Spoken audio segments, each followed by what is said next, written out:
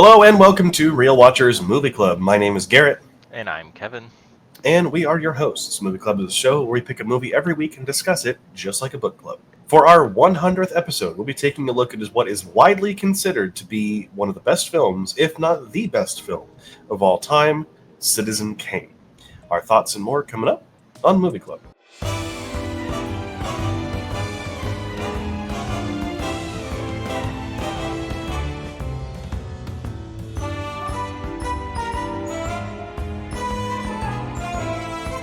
Released in 1941, Citizen Kane was directed by Orson Welles and stars Orson Welles, Joseph Cotten, and Dorothy Cummingore. Newspaper magnate Charles Foster Kane is taken from his mother as a boy and made the ward of a rich industrialist. As a result, every well-meaning, tyrannical, or self-destructive move he makes for the rest of his life appears in some way to be a reaction to that deeply wounding event. It's currently 108 on IMDb's Top 250 and has a 4.2 out of 5 on Letterboxd. The film was nominated for 8 Academy Awards, including Best Original Score, Film Editing, Best Sound, Art Direction, Cinematography, Best Director, Best Actor for Orson Welles, and Best Picture. It won 1 Academy Award for Best Original Screenplay. Before we dive into our thoughts, though, we do want to issue a spoiler warning for this film. We're going to be talking about everything that happens in it, including the big one, which, if you know anything about movies, you're probably already spoiled on. But we will be discussing everything, so watch it first. And then stay tuned, because you'll find out what movie we're going to be starting off our next 100 episodes with next week. Alrighty, Kevin, before we dive into this week's pick, it is worth it to note I am currently sick. I have a cold of some sort from traveling. So my voice is probably going to be a little bit lower than normal. And Kevin's mic is having some issues, so he's going to be on a temporary mic situation. But this still is the 100th episode, and we didn't want to miss it. No, not at all. Can't miss it for the world. Cannot miss it for anything. And because of that, I really wanted, after 100 films, or 99 films, excuse me, I was hoping that maybe your skills in analyzing film had come far enough where we could take a look at what is widely considered one of the best films. That is starting to fade a little bit as other films do come back into the spotlight or kind of hit number ones or whatever. But this for a long time was considered to be one of the best films of all time. Now, obviously, I'm sure you've heard of this movie because I've talked about it, I'm sure. But what did you know about it going in? What I knew about it going in was I knew I didn't know like the ending of this movie. I knew that he was talking about Rosebud, the secret term, but pretty much that's it. I know Citizen Kane, and I knew when he died, his last words were Rosebud, and that was pretty much it. And that's why I wanted to kind of go into this as like what is going on. Why do they think this is a masterpiece coming into it? Yeah, you wanted to go in as blind as possible. Yeah. Yeah, totally get you. Now, this, for me, I have a little bit more personal history with this film. I originally watched this in a film class in high school and hated it when I first saw it. Which, that was the time period where if it wasn't violent and didn't have blood, I wasn't interested. But as I've gotten older and as I've gotten wiser and as I've gotten further in my film journey, I've grown to really, really love and respect this movie. And for reasons that we will talk about up here. So, thoughts before we dive into spoilers, kind of what were your general thoughts walking away from the first time watching it? This is, I guess not spoilers, but this is a great movie. It's produced perfectly, I feel like. The actors and actresses that are in this movie are amazing in it, and to the extent that they have. And this is a 1941 movie, and if they make a remake of this, I can see that happening. And it's because it's so good, it can be like retold a little bit in a newer light. And then some people like me who haven't seen Citizen Kane might go back and rewatch the original Citizen Kane. So I think it is great. But I loved I pretty much loved this whole movie. So awesome. Yeah, I mean, I'm glad because I think that it is one of those movies that goes overlooked when it comes to like our generation for sure. Mm-hmm. I think people see black and white and they go and then Yeah. also they hear that a bunch of old crusty filmmakers and critics call it really good and they go it's not my movie, but no, it is truly something that is incredible. And I think one of the biggest reasons why, I do have to disagree. I don't want to see this remade. I think Oh, that okay. with its age and the year that it's from, Mm-hmm. um, comes a magic to it Yeah. because there was so much that was invented for this movie. Right? Mm-hmm. There are shots that happen in this movie that were not done until that point. Oh, There are okay. shots where the camera is lowered to the ground, looking up at Charles Kane Mm-hmm. to make him look bigger. That had never been done before. They actually took the floor out and put the camera lower down so they Oh, could that's get the cool. shot. Really cool stuff. Mm-hmm. And also, it was written by one of the best screenwriters of the period, Herman J. Mankiewicz, who I believe, if you ever watch like Turner Classic Movies right now, there is a Mankiewicz on there. I think it's Ben Mankiewicz, the host. I Mm-hmm. believe he's the offspring of Mankiewicz, which is pretty cool. There's also a Netflix movie called Mank about Herman J. Mankiewicz Oh, okay. that is directly talks about this movie and how they made it. Okay. So it is something worth checking out if you really liked this movie.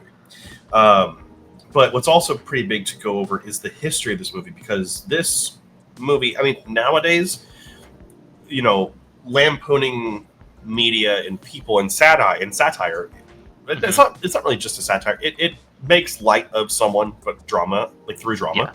Yeah. This was not so subtly talking about a man named not Charles Foster Kane. That's the movie. William Randolph Hearst. Okay. Who, if you've ever heard of Hearst Castle here in California, Mm-hmm. is where he lived, and that's what Charles Foster Kane's home is based off of. Oh, okay. And because of that, he tried his best to get this movie canned, and that's why it didn't win any Oscars that year, except for screenplay. It kind of had a bad marketing campaign against it because Hearst controlled a lot of newspapers and media, which, Yeah, I mean, that's what he does. of the time period, yeah, that's obviously what Kane does, but then of the time period, that's how you got your information. Like TV wasn't as big yet, so, Yeah, it wasn't in every household because it wasn't deemed a necessity pretty much. Now it is, but it was also pretty technologically advanced. Yeah, exactly. But yeah, this movie it's more than just a commentary on Hearst, though, and it really is its own thing. And I think we got to talk about Rosebud, because you had no idea what Rosebud was going in, right? Okay, I have a question then. Sure. Would you have mind not knowing what Rosebud was at the end of this movie? I did not know what it was the first time I saw it. Oh, okay. So I feel like most people reference Rosebud, but they don't spoil it. Yeah. So I never was spoiled on what it was. And then when I originally watched this when I was younger, I was like, oh, it's just that? Ugh. And then I was like, well, all that for nothing, right? But no, it's so important. Yeah, right? It is Because that's when he first gets started on everything. And sure, but I want to see if you get the other meaning. See, I don't think I got the other one, and that's why we're talking. So obviously they make a big point of him being taken away from his mother. Yes. And him him calling for Rosebud is him calling for the simpler times before he was a magnet, before he had all this attention. Because if he wasn't taken away and still had his Rosebud and still had his mom, he would have been a much different person. Yes, and his life maybe would have gone better, depending on obviously who you ask if that's better though too. But we don't know that outcome. Exactly. Yeah, and that's just what they allude to. So, but I'm glad that you kind of picked up on the importance of it at least, right? Like this was something that was important to him, and it was kind of the one thing that was truly his, I guess you could say. I mean, he purchased so much when he got older, but that was special. Well, when you purchase, I don't know, we're kind of getting a little nostalgic, but your first video game console or your computer that you paid by yourself, Like, I still have my computer. That's what's giving me problems probably for 15 years.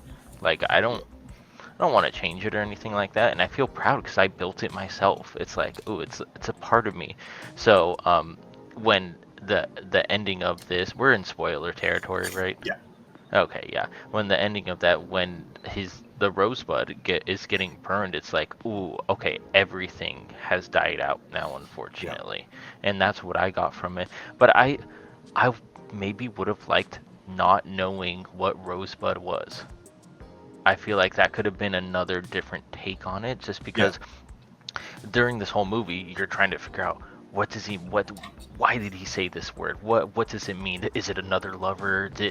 Did this and this and this? And that could have made my brain just race the entire time. Like, Yeah. well, did he give any hints in this section of the movie or anything like that? But I do understand why he did it as well, just to give the audience a relief of this is what he meant. But I don't know. I think I would have liked it without knowing what it was, and then just have them throwing things away in the fire at the end. But at just like in the movie, at the last part, throw the sled in there, and just kind of focus on the sled a little bit more, not show the name of the sled, and maybe some people would have caught on to it. Maybe. Yeah. I Hmm. think kind of dealing in coulda, shouldas, or woulda Yeah. Oh yeah. is Hmm. yeah. But I agree. But like one of the other things I do want to talk about with this movie that was groundbreaking for the time Hmm. was telling the story out of order. Oh yeah. I thought that was fantastic. I really engaged because then you kind of have to put like two and two together. I want to say, like, you're like, okay, this is where he's at now, later, and early times, stuff like that. So I really enjoyed it being out of order, but it's still making sense and it's not all mumbo jumbo. That's what I was worried about when I first Yeah. got into it and noticed that little pattern. Was like, oh, hopefully I don't get too lost into it, and you don't, and you're glued to the entire screen the entire time. So Yeah. And it really shows you all the different aspects of the man, right? mhm. Like he is genuinely at times a good person. Yeah. He's genuinely at times a really bad person. Mhm. And it all depends and it really it changes based on the story you're hearing and Yeah. who you're hearing it from, which is really something special, right? Like Mhm. you it feels like you're hearing these firsthand stories. You know, Mhm. I think to when he takes over the newspaper business for the first time, and he's a young man, and he's like a party guy, and he brings in all the entertainment, and everyone's loving Mhm. him. To when he gets older, and he's like having an affair, and that affair threatens his whole political campaign. Yep. And that whole political speech scene is incredible. Yeah, I love that scene. And Uh, but I liked also the scene, I don't know if it's afterwards, where the president's uh is it niece gets into the car and takes her kid another into another car? Is that where I'm going with this? I believe It that's Kane's wife and I son. think it's I think it's Kane's, the president's niece, and they're married, and he runs out to the car and asks why she's doing this, and then she kind of tells him that she knows about some stuff, Oh and yeah, yeah, I now and remember what you're talking about. yeah, and I really enjoyed that because you get to see his high of his speech, but then you also get to see the low, like 2 minutes afterwards, kind of bringing him down to earth a little bit more than he's used to. Yeah, and the sobering moment when his rival is in the same building as his wife and his affair lover, Affair, yeah. which is nuts. And then the ending sequence when I don't know if she's still his lover or his wife, but she's like threatening to leave, and then he kind of just breaks down and Hmm. just kind of walks through the halls like empty is so real. Yeah, Like well, even before that, when I don't know who it was, yeah, I think we're talking about the same thing. The girlfriend or the girl of interest leaves, and it's going through the doors of just emptiness, and you don't know where it's leading to, but it feels like he's looking at it like, okay, everybody's getting out of my life, and I don't see, there's no light ahead of the tunnel. It was yeah, just pitch black every time she opened a door. So that's what I got from it too, was he has everything he wants, but does he really need everything? Because everything else is not what he wants.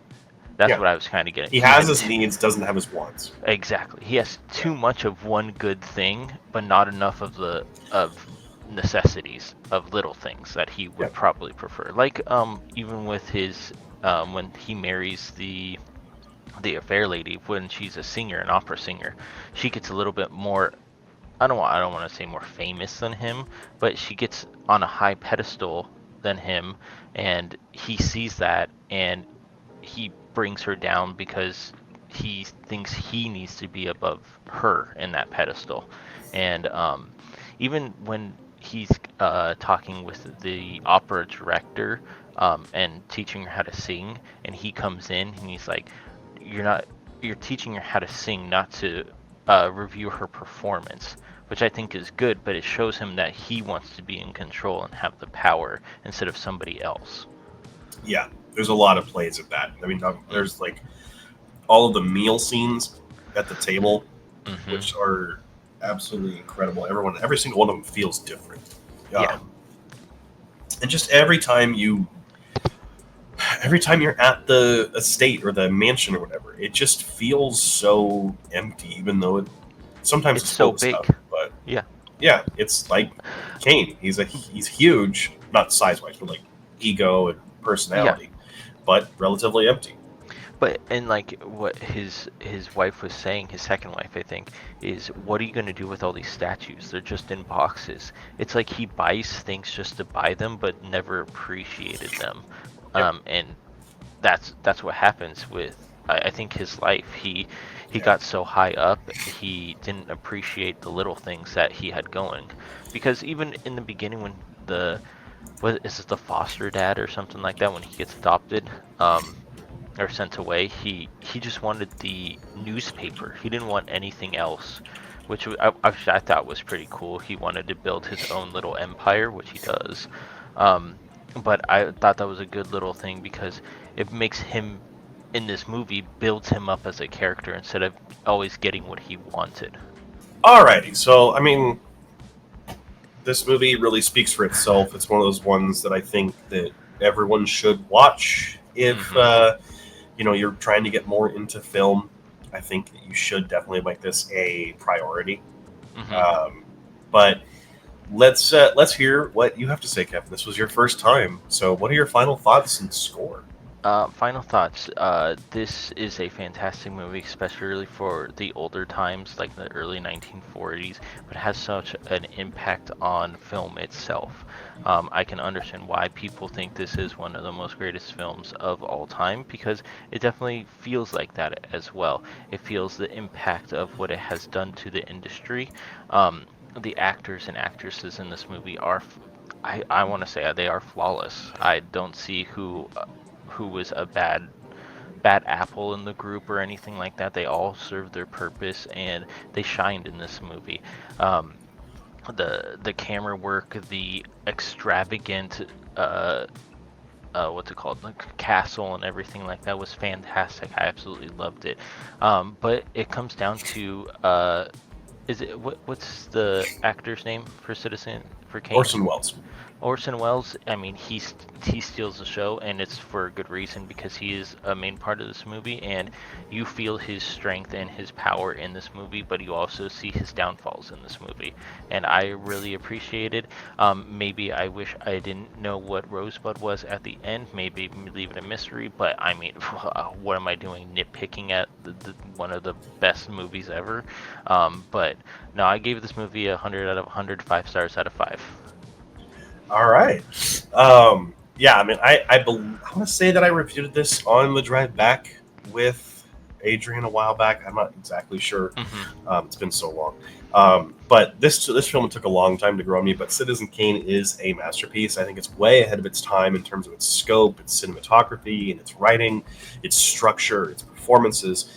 Orson Welles and his team crafted an incredible film that is one of the seminal films that I would Hmm. say needs to be viewed as much as possible to continue Hmm. to create new filmmakers that make things that are just as good. And so, with that, I give it 100 out of 100, Nice. 5 stars. I believe this is our first No, I double think 100. I think we've had a double 100 before. I feel like. Oh, well, hey, a double We'll 100 see. for episode 100. It makes total Look at sense that. to me. But the question now falls to all of you. What do you think of Citizen Kane? We'd love to hear what you have to say down in the comment section down below. So go ahead and leave those down there and be respectful of one another because, just don't be mean. It's not hard.